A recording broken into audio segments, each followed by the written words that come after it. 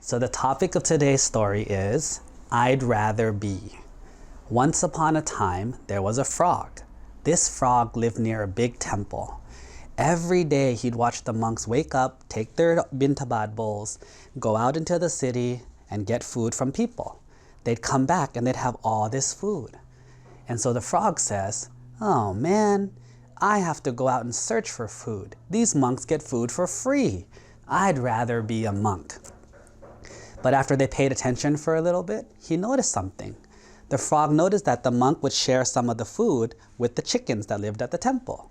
He said, oh wow, being a chicken is even better than being a monk.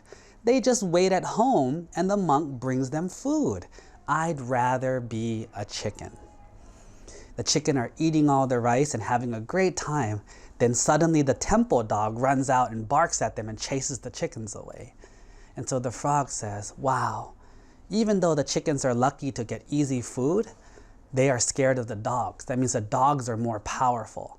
So I'd rather be a dog. And now the dog's eating the food. Well, one of the temple kids, kind of like you guys, walks by in a bad attitude, bad mood, sees the dog and then kicks the dog. And the dog runs away screaming. And the frog says, wow, even though the dog is stronger than the chicken, he's still scared of the temple kid. And so he says, I'd rather be a temple kid. Well, the temple kid was tired and he went to go sleep in a hammock underneath the Jawat's hammock, like a little thing where you can sleep underneath his hut. So he's sleeping there, swinging back and forth, and suddenly these flies are like buzzing everywhere. Bzz, bzz, bzz. And the temple kid is swatting at them and swatting at them. It's like, I can't sleep. And so the temple kid got up and walked away. And the frog says, wow, even though the temple kid is stronger than the dog, he's still scared of flies. Even the flies beat him. I'd rather be a... Right as he was about to say, I'd rather be a fly, some flies were flying around the frog's head.